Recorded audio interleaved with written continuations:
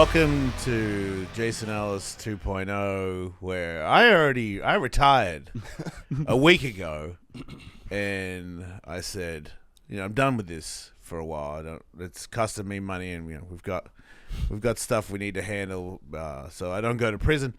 I think I do well there, but also it's risky. You know what I mean? What if I don't do well? And as some of you know, I'm not gay anymore, so I'm not going to be your butt mule. You know what I mean? We're fighting. And I'll probably wreck enough people, they will kill me, because it's going to take a couple.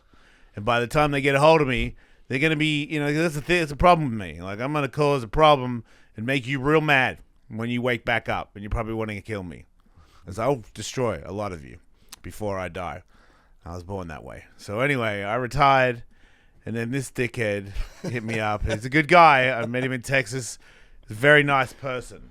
And he didn't know me from shit, and he took me around. He got me my first good cowboy hat. Oh yeah.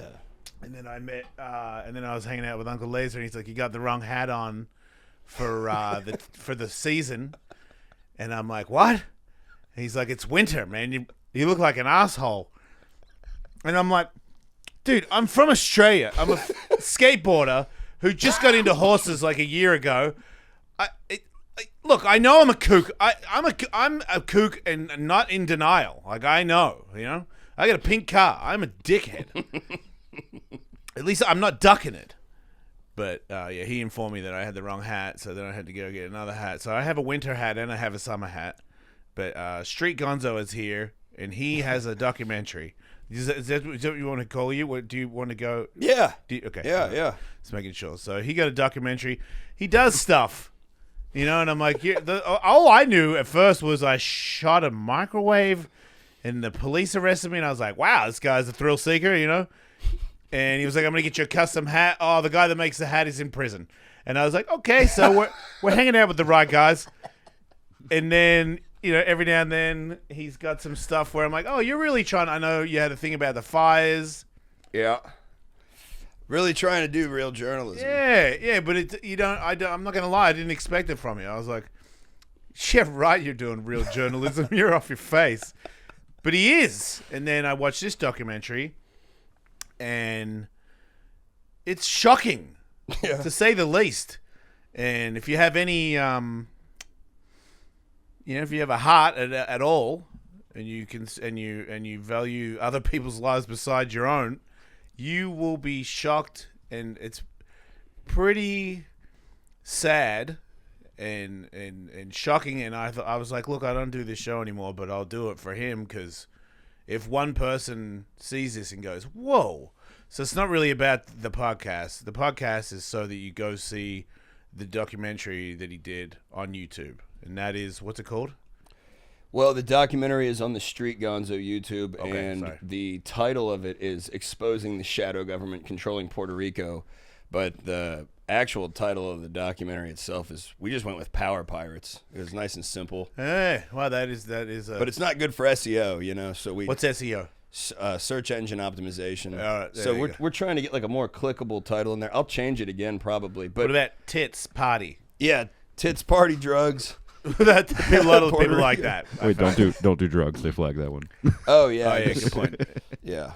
What about sports enhancing? No, don't worry about it. Super Bowl, Bad Bunny, 50 Cent, P Diddy. Keywords all in a row. Oh man, I was gonna watch that the other day, and my chick has already watched it. So in respects to her, I was like, all right, I won't watch it.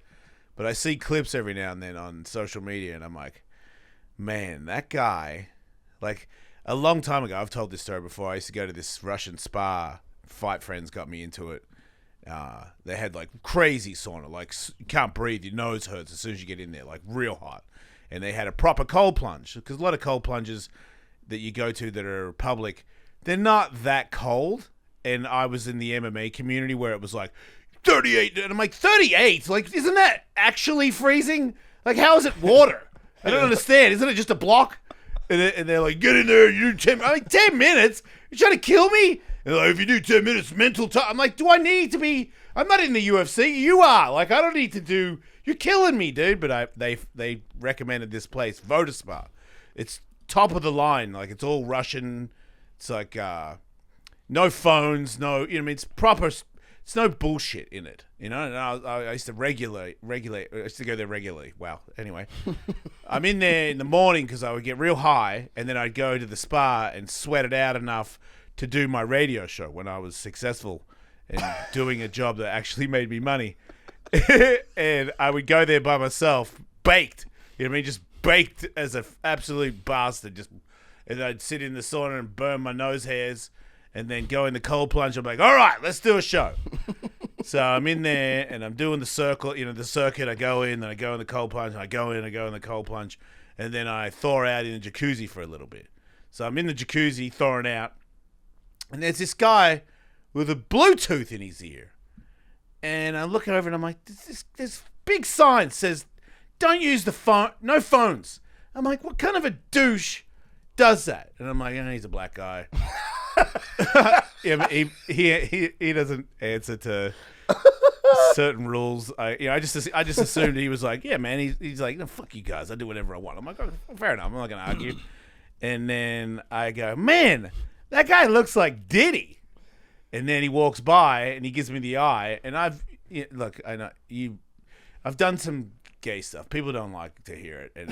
And guess what? You never get out of it, even when you get out of it. Except the only person that got out of it, which is Milo, who is gay.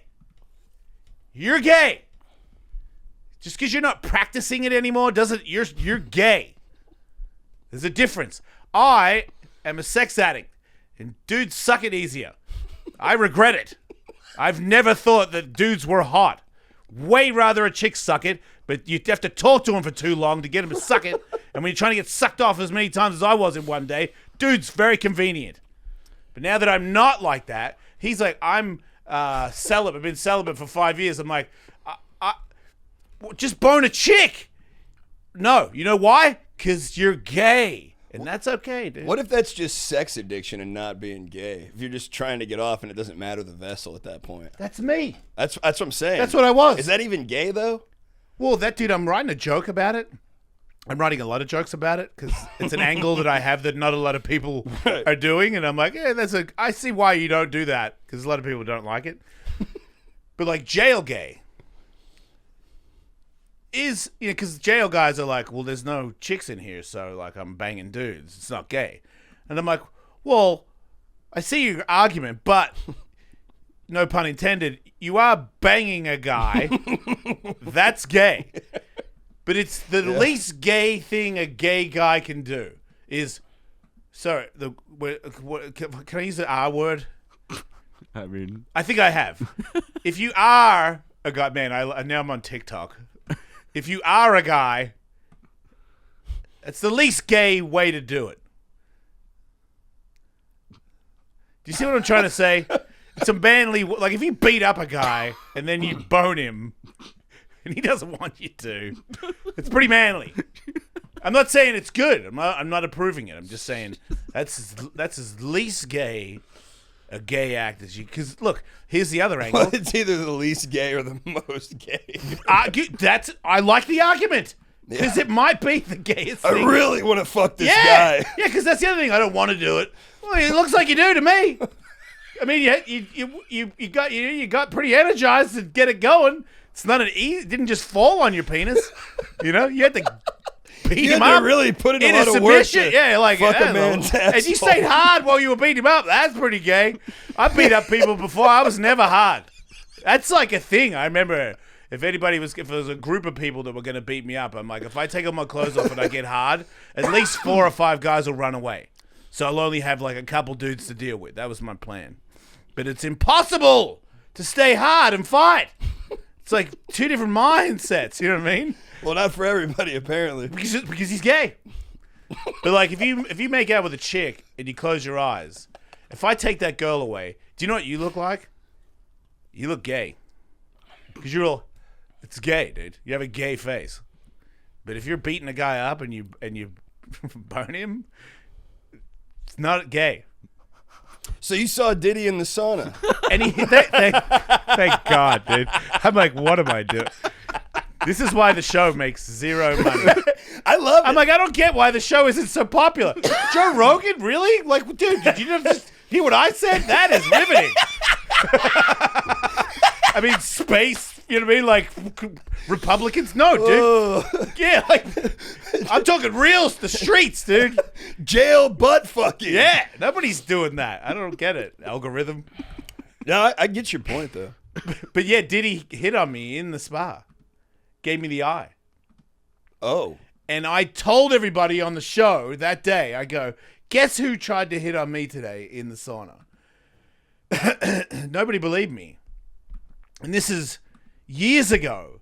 And then when all this stuff came out, it was almost like, because I didn't do it, because like I look over and he gives me the eye and I look away and go, dude, is that Diddy doing that? And I'm like, did he? Dude, I don't want to be a part of that joke. That's so old. But I didn't. Oh man, I'm so screwed with the Diddy now. I've done it. I didn't want to do it. I didn't want to do Diddy because I'm like, dude, that's Diddy, and it's weird, and also, it's too you. Dude, I'm assuming he's like kind of Bone Thug. I'm not. I'm not a girl. I'm not the girl in the game. He was Bone Thug. Yeah, he was trying to Bone Thug me. I'm the guy. I'm not doing the girl for you. You know what I mean? And he seemed like a guy that would be like, you're the girl? And I'm like, dude, no.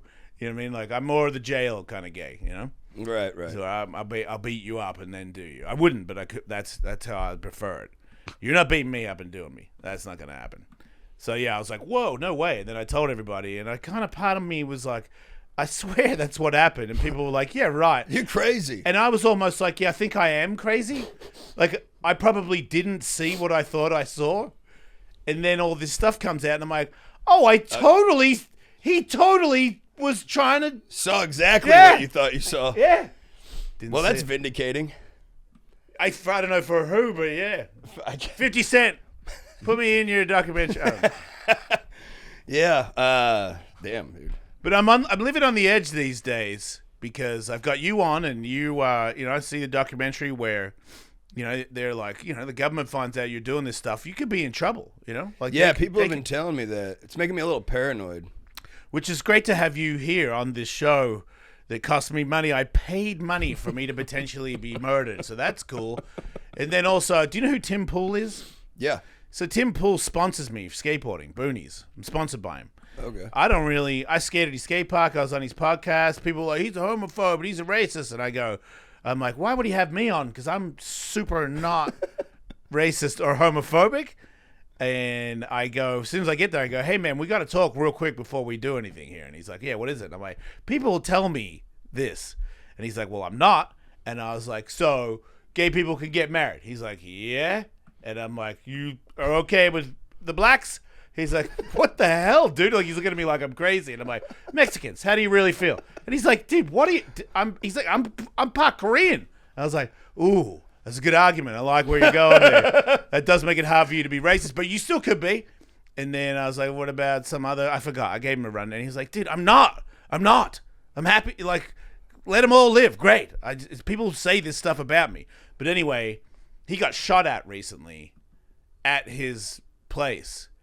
And I was supposed to go there to judge a skateboard contest, and they canceled it because he was worried about the safety of skateboarders. Do they know who did that? Yeah, no, but he showed me video. That's crazy. That's another thing.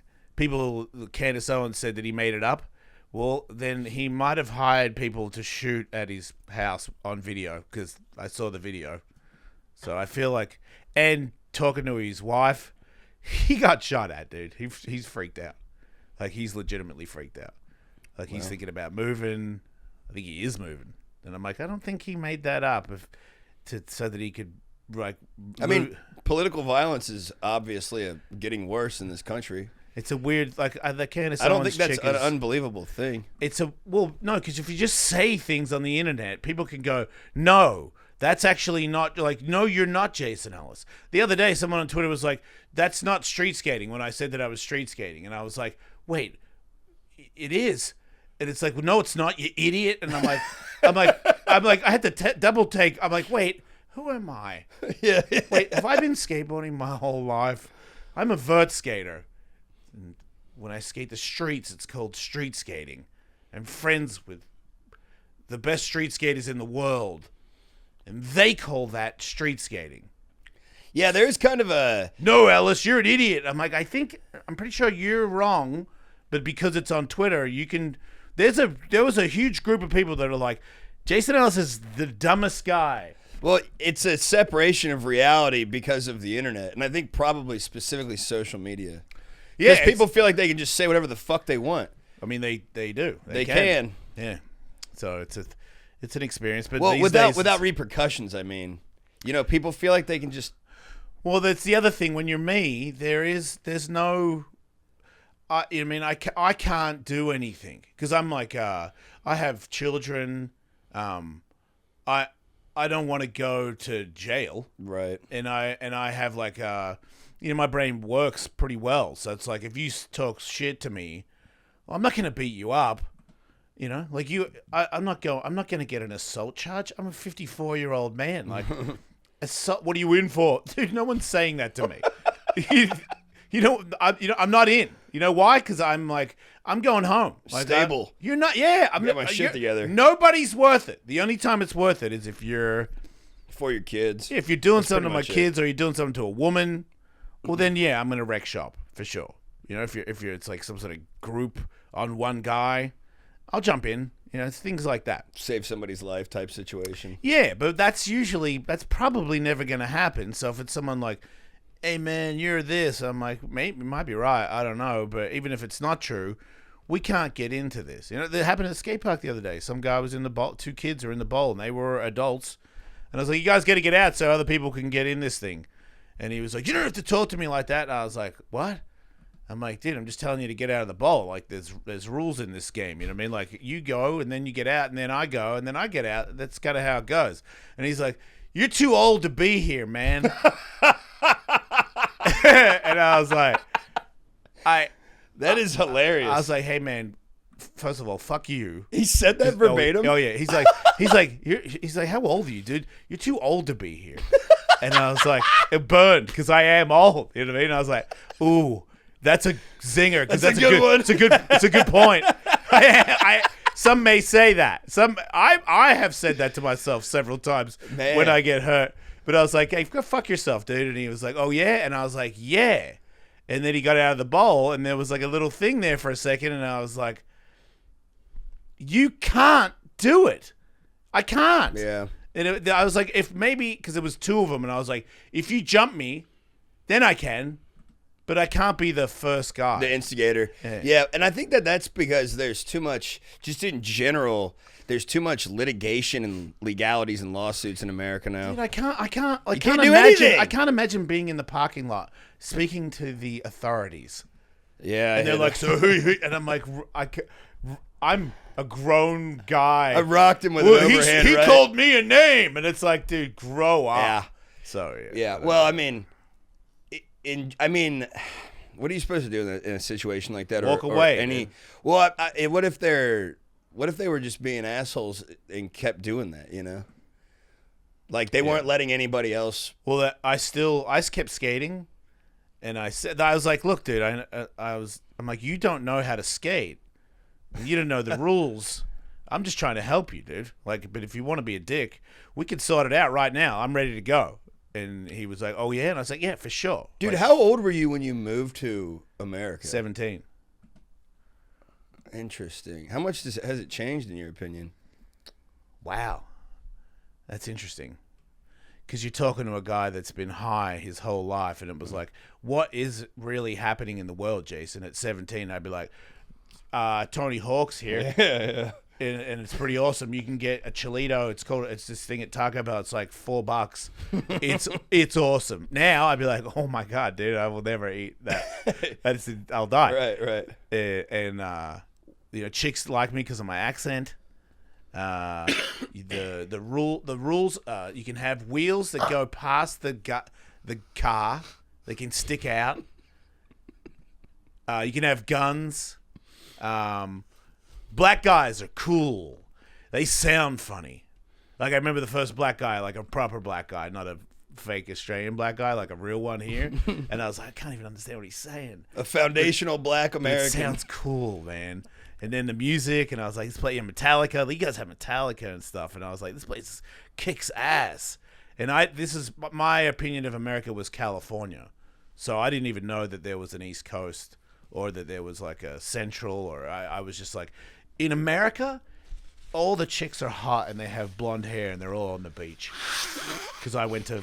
that just sounds like Venice. Yeah, that's where I was. Yeah. And San Diego Beach. I forgot what. Oh, PB. Mission. Yes. They called me FF. The boardwalk called me FF, which was fucking foreigner. And I boned everybody. Like, all the girls loved FF. So I was like, America is the place for me. A girl named Sunny gave me my first mushrooms. Trip down. She gave me a crystal necklace. I was like, this is the greatest place on earth. And I've been here ever since. But I think I was okay with all of it until politics became... Because I've always just been... I'm a skateboarder. I'm a party guy. I like boobs and fire and stuff. And when Donald Trump became the president or was running, I can't remember how it went, but I remember it was one of the times I was trying to be sober and I failed because I didn't do any of the steps. I was just going to meetings, but the meetings I was going to was Hollywood elite. I was in a meeting where it was all the most famous actors in the world, and I was like, holy shit, that's so-and-so, and that's so-and-so, and they were all libtards. So when Trump won, it was the first time everyone's like, oh, no, and I'm like, what? And they're like, you didn't hear? And I'm like, I don't know, what did I hear? And they're like, how could you not understand what we're talking about right now? They were in shock that I didn't know the news. They're completely detached from the rest of society. And I got to tell you, I was pretty happy. Like, I was pretty happy. And then when they pulled me into it, I was like, what's he going to do? He's going to ruin us. And I was like, oh, no.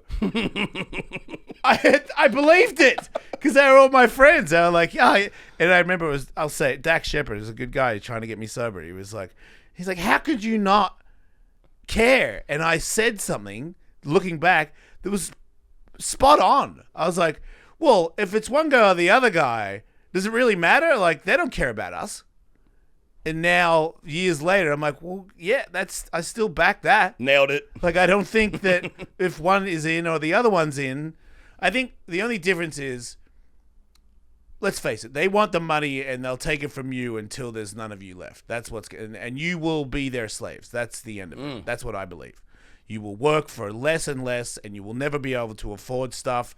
And the ones that are lucky will post it on social media and make you feel bad about the things you don't have, because it's not really important. As a guy that's had $1 million and now is completely broke, it didn't make me happy. I've had money, and everybody wanted to sleep with me. People had tattoos of my face on them. I think they still do. They named babies after me. I wasn't happy. I'm happy now with nothing. I mean, I don't have nothing, but I don't have any of the stuff that I thought would make me happy. So I think we watch social media and we go, even the comedy thing. I'm struggling, dude. Like, I'm a national headliner and I can't the only gig I got that's regular in LA is at a hostel, which means 65% of the crowd don't speak English. So it's pretty tough Fucking to get foreigners. Yeah, right? Came full circle. Yeah, there. it's pretty tough to get a read on whether your joke's good or not. Yeah, but comedy's in a weird place because it's super oversaturated. It's also political now. Yeah. Hey, you know what you said about they take and they take and they take and they turn you into their slaves, and if you're lucky you can get enough to post it on social media. That's basically what's going on in Puerto Rico. I'm glad you've tied that back. What triggered you to do this documentary? What did you hear that made you go there in the first place? So, of all people, I saw a tweet from Laura Loomer, conservative political commentator and journalist. Does she have the white stripe of hair? Or is she the one with the plastic surgery? Maybe she's gotten some plastic surgery. Is she in charge of ICE? No. She's not in the government. Oh, she's just she's in. It's this chick right here. She had a tweet about. I think the specific one was about this lawyer, David Brownstein. Yeah.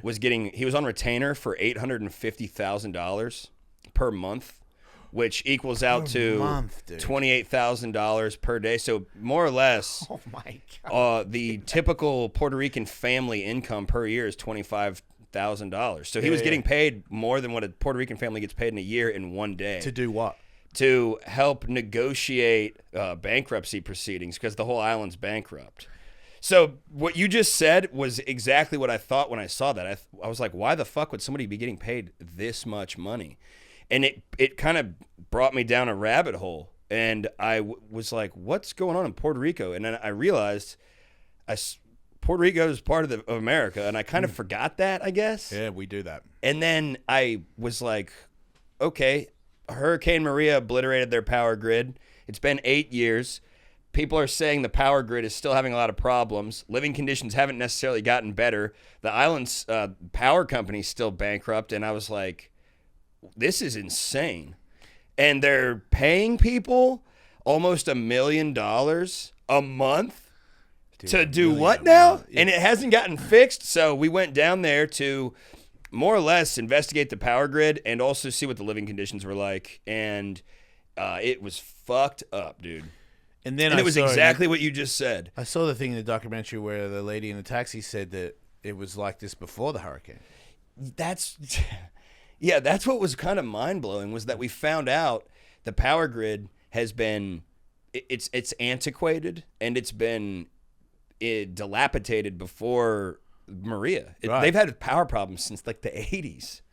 They've been having blackouts and power surges since the fucking 80s, since before I was even born. And there's like they all use generators, so they line up at gas stations. And you have to make a lot of money just to have gas to power your house because people they don't have power. Dude. And they are born into it. Yeah, some people when we were talking to him, I was like, "What's the cost of rent here?" And he's like, $800 to $1,200 a month. And I said, "How much does running a generator all the time cost for power?" He's like, $300 a week. That's more than the rent. Yeah. It's like car. that. And the thing you were saying about people being at gas stations, dude. Yeah, exactly. Right. Exactly. It's when you add You're up better the off amount just of getting money, a nice car and living in that. and there's no way these people can basically save any money to build anything for themselves. Which means there's essentially zero opportunity for anybody that's middle class or down to working class or even just living in poverty. I mean, more than half the kids live in poverty down there. More than half in an American territory. The schools are bad, right? Because there's no power in schools. Well, I think the schools down there there's probably more reasons than just the power, but part of the issue with the education system is definitely that the power is going on and off all the time, and a lot of the schools are starting to use cisterns for their water. Cistern? It's like a rainwater harvesting system because the public water is connected to the power, and that's fucked.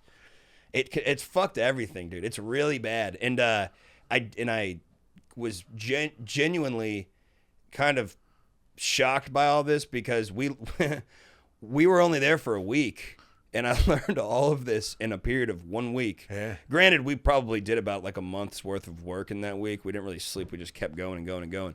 But the fact that I figured out all of that shit just in 7 days, I imagine that and when I came back, I did a lot more research. But I imagine if I just kind of wandered around that island for 4 or 5 months, I'd probably find some even more fucked up shit. For sure you would. You know what I mean? Is it a beautiful island? Yeah, I mean like if they fixed it, would it be a place where tourism would be a big thing? Tourism is a big thing. People go there. Yeah. I don't know, dude. Only Sorry. certain parts though, like in San Juan. Does the power work in those certain parts? Well, what do you think? Let me ask you a question. It does, doesn't it? It does work in those parts, dude. Imagine that. That one just made me. I just got like a nerve. That one makes me really mad. Well, so check this out. Because they know they can fix it. And they probably should have by now. And part of the reason that the economy there is based on tourism is because of this joint U.S.-Puerto Rican economic initiative back in the 50s and 60s called Operation Bootstrap, where they purposefully changed the economy, the structure of the economy from being based on agriculture and farming to manufacturing and tourism. And they did this because there's a litany of reasons, but more or less they the results of it were less economic opportunity, a declining birth rate, reliance on federal funding and tax incentives, and a massive out-migration to places like New York and Florida. That's why you see a lot of Puerto Ricans in those two areas. And that was this thing called Operation Bootstrap basically explains most of the predicament that Puerto Rico is in today. There's a lot of other stuff like the Jones Act and some other – there's so much shit that goes into it and a lot of corruption. But I think we cover that in the doc extensively in terms of showing what the the real life consequences are. We show you firsthand what these people are dealing with. And it's all because of that Operation Bootstrap shit. And there was also some sterilization programs. That's what I was going to ask you. That one was... It's crazy, right? So they're trying to stop women from... Back in the day, they were. I think Puerto Rico is a testing the point grounds. of that? I think it's a testing grounds. I think For they what? test shit out before they test it on us. So you think they're going to do that to us? Sterilization? Yeah. Well, not to that degree because... Since Puerto Rico is not a state and it's a territory, they can kind of treat Puerto Ricans like second-class Americans and get away with it. So I don't know if they could get away with something like that here, but I think what they did was they tested out birth control on all these Puerto Rican women, and some of them died, and there was no investigations, and they were giving them 10 times as much of the pill that we know now than they should have been. And by the early 80s, like a third of the island was totally sterilized. And I think that it was a test to see what they could get away with in terms of the birth control pill. And then they did start using that here. The sterilization stuff, I don't know if that was as connected, but they definitely test shit out down there for sure. I just don't know why you'd want to... Like, they need babies here. That's what I'm saying. But, the conspiracy there is that they want to basically import labor through immigrants because they're cheaper. Not from America, from other third world countries, Yeah. people that are struggling harder. Yeah. And then they don't have to pay them as much because they know that since they're from a place of struggle, they'll take a little bit more as opposed to what people in America think their labor the is places worth. for that struggle the most bring crime. Australia, dude. Well, why would our government give a shit if the crime... Because crime only affects poor areas. It doesn't affect rich people as much. They don't give a fuck about us. what about the shooting in Australia the other day? Like those people that were shooting those guns, they're not. They were anti-Semites. Yeah, but dude, it's you to shoot guns at people on the beach. Also, look, my ex-wife is converted to Judaism. Her husband's a great guy who is 100% Jewish, and my kids are basically half Jewish at this point. So I'm a full I'm a supporter through blood as far as I'm concerned. But it was in Australia. You did shoot Australians too. Like it just seems like they're not getting a mention. It was on Bondi Beach. Don't tell me that Bondi Beach is 100% Jewish. Like there was just people, and yeah, was there reasoning? Like a Hanukkah celebration. Yeah. But there's people that got shot that were just like at the beach and being humans at the beach. Right. It's more to shoot guns at people. You came from a tough place. You could be have a mental disorder and be okay with gunning down people, but it's usually like a place where your life was so bad that when you get here, if something bums you out, you're okay with gunning people down because that's what you were raised to do. You came from an environment where gunning people down is not that big of a deal. Well, what about all the white kids that do it here? It's the same violence. It's just here from usually like kids that are. Like when you look at all the mass shooters, like a lot of them are just the people that shoot teenage boys. People that shoot people here don't have anything. Well, they're also all on SSRIs and What's that? Like antidepressants and pharmaceutical drugs. Well, that goes back to the mental thing. Yeah. So I'm saying, there's mental, and then there's I came from nothing. Look, dude, if I got nothing, my family's got nothing, and they tell me you never guaranteed amount to nothing, it's not so hard for me to shoot you. What am I what are you gonna do to me? How did I thought I mean, maybe I'm wrong, but I always thought Australia had really strict gun laws. Yeah, they do. That's a weird thing. Well, because it's gun laws on assault rifles. You can't have a handgun. Well, they were using shotguns. Assault rifles. They were using shotguns. Well, they were using. I saw a bolt-action rifle. Well, yeah, okay, but that's for hunting. I know, but what I'm saying, you can't have a handgun and you can't have a that semi-automatic or fully automatic. That goes to show that the assault rifle ban just is idiotic in the first place. Well, I because think if you had an AR, if those guys had an AR, they would have killed way more people. You think so? For sure. I don't know about unless that. they're a really bad shot, but like how many more bullets come out at a time, dude? Well, of an AR? Yeah. It would be, if you're using one that's semi-automatic, it'd be a lot more, but I don't know. Well, that's what I'm talking about. But when there's shootings here, there's sometimes it's only a handful of people killed. Like, I don't know if the volume really does relate to the I think it's amount harder of bullets. to get it. It's definitely harder. I was there, or I was a boy. That was when the shooting happened at the school, and they said if you bring in your certain guns, because my father had them. We had a semi-automatic 22 to 22, but it had a 16-shot magazine. Yeah, it'll still kill somebody. Yeah, but it's as fast as you squeeze it, as fast as the bullets come out. But I always thought shotgun wrecks. You know, like as a spray. I mean, sure you got to reload it, but 5 pump action, those were still legal in Australia because it's like for pig hunting or something like. I can't remember what it was for, but. My father had one that he saw off the handle and the nozzle from me because I was too little to hold the gun up. That's what he told me anyway. That's badass. Yeah, but we had to give... I remember being really bummed out because he was like, we've got to give you your gun back, Jay. And I was like, that's me gun, mate. That's me gun, puppy. What are you talking about? That's me gun. And they're like, well, if they catch you with it, your dad's going to prison. And I was like, all right, yeah, fair. I don't want dad to go to prison. And then, I mean, I'm totally against gun laws, like 100%. So, What do you mean? I have a little bit of a bias here, but to me, it seems obvious that they keep banning guns, and then there's still shootings. Yeah, but you got, and there's nobody with a gun to shoot the person. But there hasn't been their scale of shooting is. You don't want to do this with me. Australia has one shooting. This is their third mass shooting in like 40 years. Yeah, no, it's there's been one since they did the ban rule, and that was that one right now. There hasn't been a mass shooting, right? So they got 30 years without a shooting, and then they had one the other day in Bondi. So it did. So it did lessened it dramatically, like compared to us, where there's a couple of weeks. The citizens basically have no. Well, that's what I think. It's different now because I think that there's so many people there from other countries that are okay with shooting people. I mean, and less scared of the law. I think when I was a kid, when the law was like, "We'll put you in prison," my dad and his friends were pretty heavy dudes.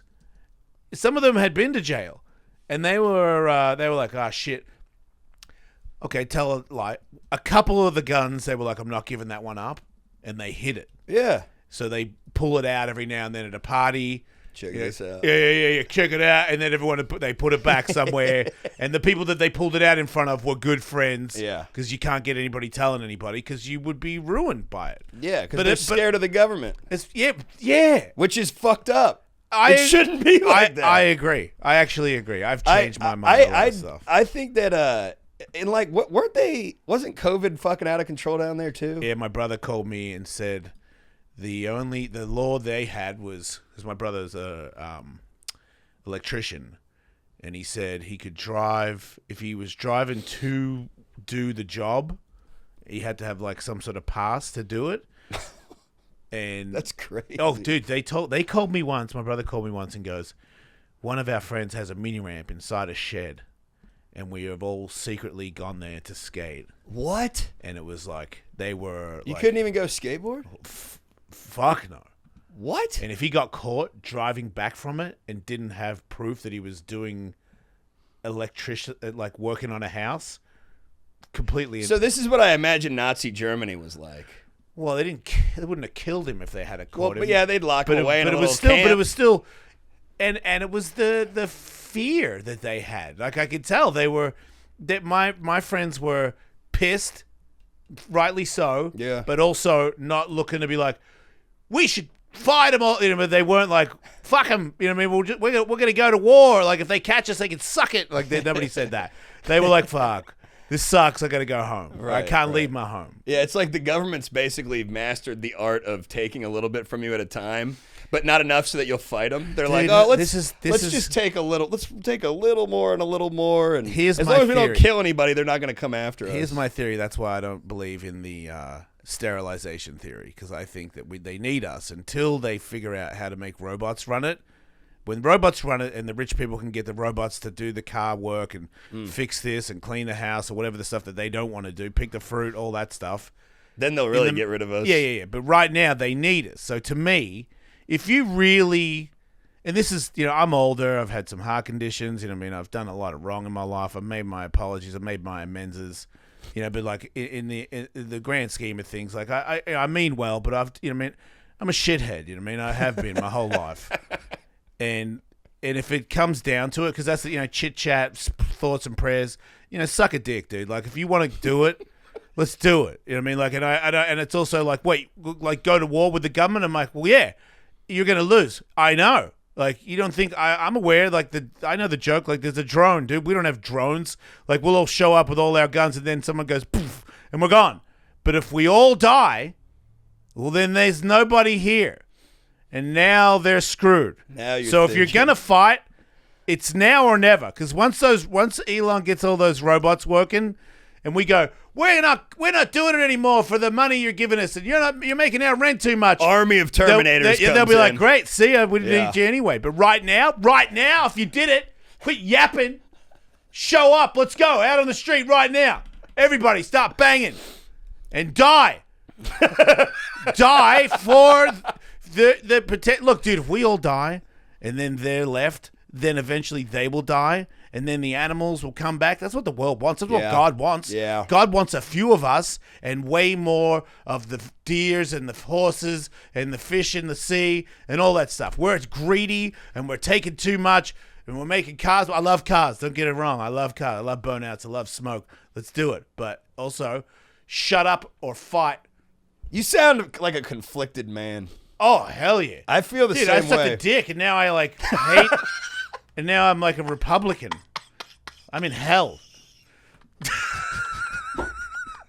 I'm moving to Utah, dude. I'm not even joking. I'm learning to bow hunt. I already told my girlfriend, I told Lucy, I'm like, I'm gonna kill coyotes. I'm gonna make a loincloth out of it, and then I'm just gonna hunt off my horse and bring back food, and I've got a horn. Like, and that means my chick. That means I have brought home the kill. So get ready to start cooking, wench. That's how things used to be. That's what real. I want. That dude. I think the natives had the best pocket. Like, sure, technology's cool and you can get Postmates, but Postmates is for the weak. If you go out there and you kill it yourself, and you didn't have a boss and some dickhead being an asshole, and you're like worried about Taylor Swift. If she's in your life sucks. If you're out there fucking peace bonging with your bros, fucking bowing off a horse, that's living, dude. Nature, real, I like the latest movie on Netflix. You suck. You're bitch made, dude. Yeah, I think you're right. Die young. Fight. Make a fire. Dance around it naked. That's what real living is. The problem, though, with the natives was that they had, a party culture. Did they? And the whites had the war culture. White was people are party, the greatest what was their party at war. culture? What does that mean? Well, I mean, they were taking peyote and mescaline and partying. They still went and fought and stuff like that. Don't get me wrong. I'm just saying that when you kind of boil it down, the way I see it at least, the natives were trying to have a good time. But that's the pocket. I know. No. Do you know what I mean? Like if I'm built for war, dude, I've been in. Not real war. I would never say that because I know enough to know that I don't know. I could say, oh, what would I do in a war? I'd probably cry. I don't know. Maybe I would shoot a bunch of people. I don't know. I've never done it, so I would never say that. But I've been in real fights, organized fights. I've been in fights where we've been in a house and it might have been a crack house, and everyone was outside waiting to kill us, and we had to go out there, and I was like, this is the end for me, but my friends are going to fight, so I'm going to fight with my friends, and I wanted to cry. I'm not going to lie. I wanted to cry and get in a bowl but there was too many dudes around me where I was like, shit. And then we fought, and I was so scared, dude. And I've done a lot of crack too, so I was like freaking out. I don't wish that upon any human being, but I do know that when push comes to shove, I threw down. I wanted to cry the whole time, but I threw down. We lived, we ran, we got away. Yeah, but the thing I was saying about the natives though is that they had the pocket that was probably the one of the greatest apexes of what human experience really is. I agree with that. But the reason they lost it was because they didn't make it hard on themselves. Whenever things are too comfortable, somebody else comes in and rips it fucking away from you. That's what's happening to us. That's exactly what's happening to us. We're too comfortable. And we're soft. And it's like fighters, dude. There's something you're saying about if you're a rich kid and you're a fighter, you don't have it. You don't. Yeah. Like I tried to tell my kid that the other day. My kid boxes. Good athlete. Strong. He has a temper that I gave him. It's in his blood. Like you fuck with him, he will come at you. Like he doesn't care who you are. But there comes a time where it's like there's so much pain where it's like, well, I'm just going to go home. And I'm like, well, yeah, that's called common sense. But like when you come from nothing and you hate can't yourself, go home. Yeah. When there is no other option. You bite down and you keep going. And those people you cannot beat. Anybody I fight that does this before I fight them, we got a fight on our hands, dude. This guy's going to fucking come at me. I know it is. Yeah. I'm like, oh, God. Yeah, I also just think in general, anybody that believes in something they've never seen, they just got more fucking balls. I do. Having spirituality is you're a crazy person. That's why when I said the thing, I don't want to do it, dude. But it's like your thing. People might come at you. They might come at me because I have it. Tim Pool might come at me because I'm friends with him. Come at me. I don't sweat you, dude. I'm good with the end. Yeah. I've made my peace. God will take me somewhere else. And I'm not, when I say God, don't get, oh man, Lord, say, look, if that's your guy, great. Well, my God doesn't judge other people. It's not my God, it's God. Yeah, he loves everybody, you know? You're a bad guy, you're a bad guy. Your God's cool with, maybe blowing a guy and then voting for a Republican. Yeah. Hey, if God can allow me to still exist, surely he does not hate the gays, you know? Well, that's funny you say that because I've been sort of wrestling with spirituality for the past year and a half. I was raised Catholic, and makes it harder. Well, you got that give you too many rules, dude. You got the guilt complex and the occult, not occult, but the cult-ish, ritualistic, method of articulation. When you're going to a Catholic church, it's very you're there's incense and you're eating this guy's body and drinking his blood. It's very mystical, And the older I get, the more. I mean, I never didn't believe in God, so to speak. I was maybe agnostic for a decade of my life, but I'm like, well, the times I believed that there was a God, things were going way more on track. Not even necessarily better or worse. They were just, I always felt like I was doing exactly what I was supposed to be fucking doing. I was hitting the fucking line the way I was supposed to do it. And I was, pulling shit off that should have fucking killed me. And when I wasn't, and I was sort of directionless, I wasn't giving it that 150% where I should be falling apart, but somehow I'm dialed. You know what I mean by that? Yeah, it's completely, dude. I have a voice. I hear it. I hear common sense, which is what I call God. Sometimes, is it me? Sure. But sometimes I just straight up, because I pray all the time. And I'll just hear the answers, And it's to me, it was very clear that I used to have another person on my shoulder, and I listened to him more. And I'm not a heaven and hell guy. I can just tell you there's a dark and a light. And to me, it's you should fuck her. And I'm like, I've been listening to you my whole life. And where have we got from that? You know what I mean? A bunch of apologies and ruined. So when the other one's like, hey man, you don't need to do that anymore. And maybe you should apologize to her. And I'm like, oh, that sounds painful. It's yeah, but it's for the common good. It's your turn, or do something to help somebody, or even little things like, I'm tired, I'm sick of it. It's get up. Yeah. Keep pushing. And I'm like, that's common, that's for the good. It's do something, make something of yourself and make a positive experience for somebody else, whether it's 1 or 5 or 5 million. Doesn't matter about the number. Like, do something good for somebody beside yourself, dude. And it's in God's hands to me.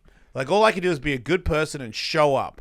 The rest is I don't have anxiety anymore because I'm not in control. Yep.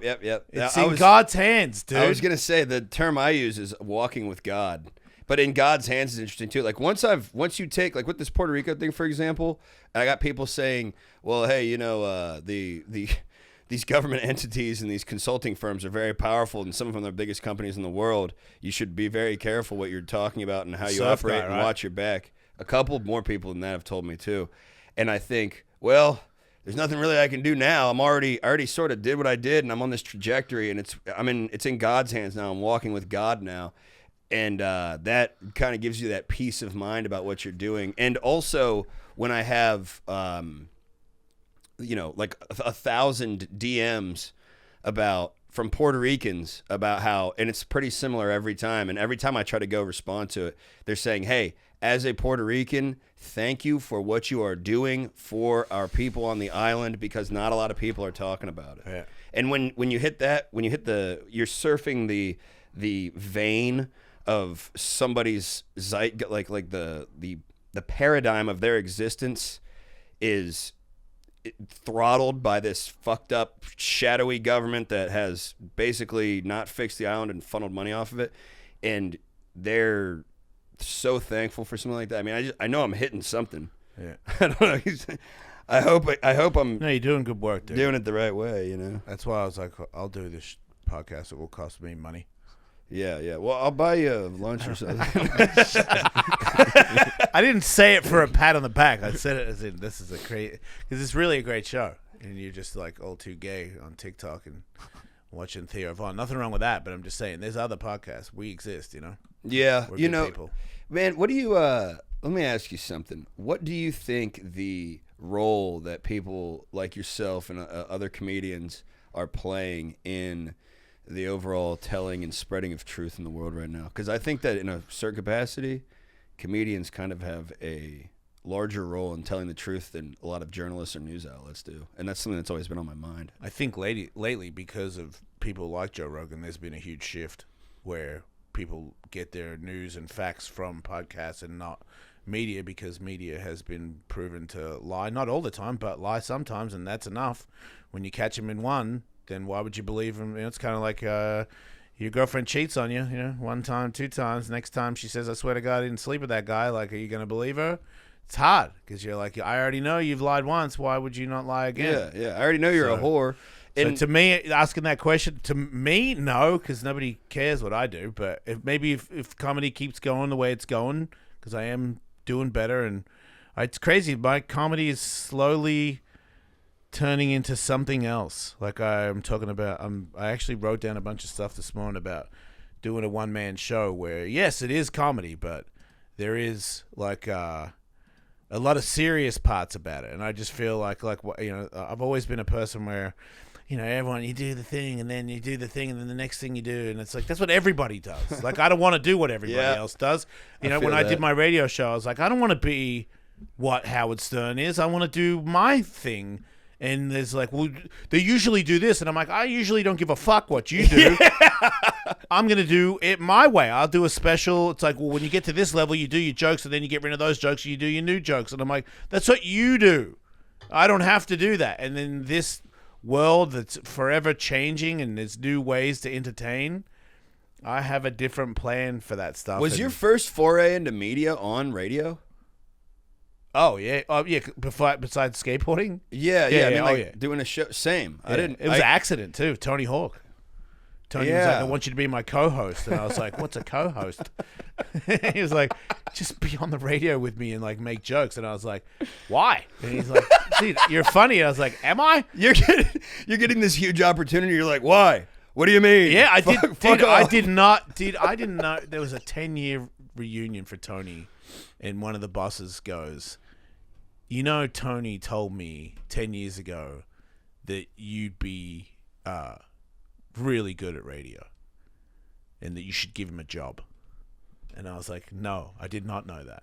I know Tony was like, I want you to be my co-host, but he also told Sirius, you should give Jason a job.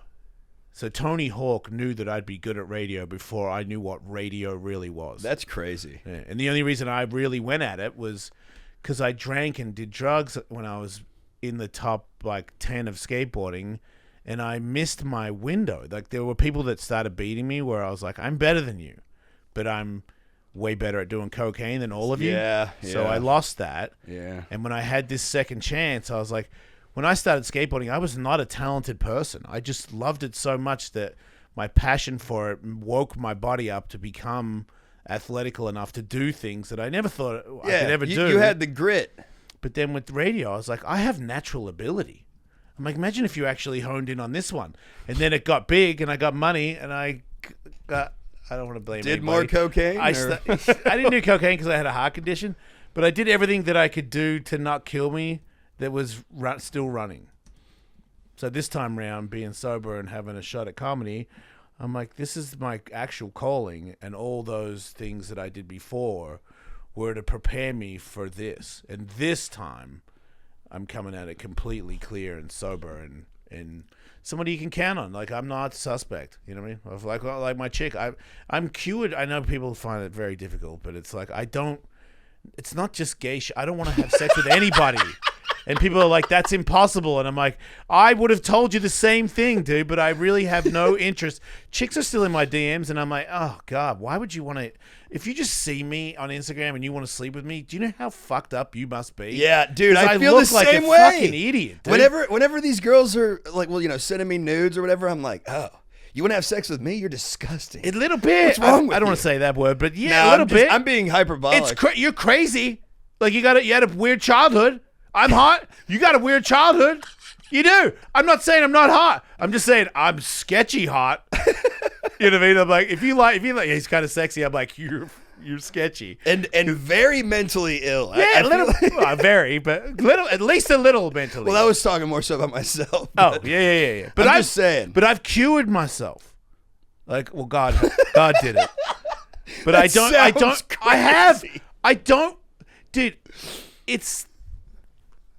I know what you mean. I can't, actually. like a gay. I'm like, I don't want to sound mean because gay people are like, you were one of us. I'm like, look, I'm cool with gay people. I support you, but if you touch me, I will kill you. And same with any woman. Like, if you get near me and do something inappropriate, I will call you out. Dude, were you doing straight a lot away. of stimulants? Oh, yeah. Dude, what? That's what... Every stimulant. Dude, I got down to, wait, I can't do coke. I can't do crack or any of that stuff. Heroin, I'll die. And then I got to kratom and weed and sex. Because I found out, and ketamine. But I did so much ketamine that it stopped working. Dude, yeah. Because everything, and I got a doctor's prescription and abused the living shit out of it. Yeah. Like, I was like, no, the doctor gave it to me. And I'm like, did the doctor make you go into a hole in a bathroom for 40 minutes?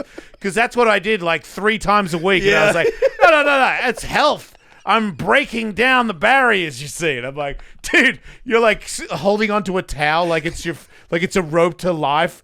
And then you come out of it and you're like, wait, what's going on? It's like, you think you're on the roof, but you're really in the bathtub. Dude, everything's red. The amount of shit that I was like, I'm fine. I just got to pull off on the freeway because I'm going into a K-hole. And as soon as I come out of it, I'll be home, baby. Dude, driving on ketamine is out of control. Yeah, I did that through a Camp Pendleton. I took the lozenges because sometimes my nose wouldn't work because I'd snort too much of it. And I was like, I haven't done it for a while. I hurt my knee. I took 2 lozenges because I was pissed that I hurt my knee. I knew I had to have knee surgery. And I hadn't done that for a while. And I'm driving, and all of a sudden I'm driving down the freeway, and I'm like, oh, look at that tree. And I'm like, whoa, dude, wait. You got to drive. I'm not. Hey. And I'm like, yeah, but the tree. And I'm like, dude. And now I'm like, I got to pull over. And I'm like, oh, no, I'm in Camp Pendleton. And I called my ex-wife, who was my wife at the time. And I was like, babe, I've taken too much ketamine. And I'm going into a K-hole, so you got to keep talking before I got to get through Camp Pendleton, because if I pull off the military, I got to go, excuse me, sir, are you in a K-hole? And I'll be like, yeah, because I can't lie. And she's like, what do you want me to say? And I was like, just say, keep your eyes on the road, Jason. Don't follow the trees. And she just kept saying it over and over again until I got one stop past Pendleton, straight into a parking lot where there was like a supermarket of sorts. Put it in park, turned it off, and immediately gone in another. You barely hung on there. Like I was doing all the mental power that I've had to like lift weights or fight or do a skateboard trick.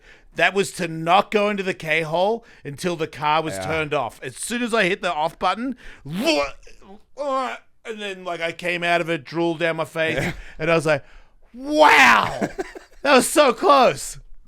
And then I drove home. Ketamine is such a mental drug too. You can willpower yourself out of a K-hole. Yeah. But you can also sort of willpower yourself into a worse one. Yeah. Oh yeah. You know what I mean? Yeah. Unfortunately, I do. Yeah. Those are times where, and that's the thing, man. Like you don't ask for help, you don't try to get help. You know, the more I got help, the more I got sober.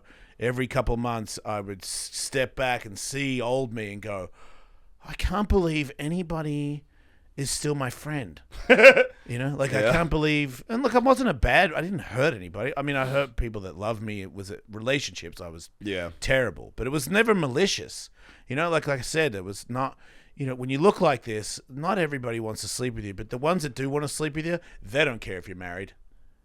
That's kind of part and parcel where they're like, I think you're hot. I'm like, I'm married. They're like, here's my titties, let me suck it. I'm like, oh no. And then they do. Oh no. I don't have enough control for that offer. But now I do. Now I'm like, yeah, that's crazy. Hell no, forget about it. Anyway, I got to go. Street Gonzo on YouTube. It's been fun. Hopefully this is the last episode I ever do. Don't take this the wrong way, dude. Thanks for having me on. But everybody go see the documentary. Yeah, check it out. Yeah, don't worry about this. I'm serious. Street Gonzo on YouTube, everybody. You type that in and you watch it, and you support other humans that are in need. And you know, and when you want to go to war, DM me, because I'm ready. Yeah. Don't die.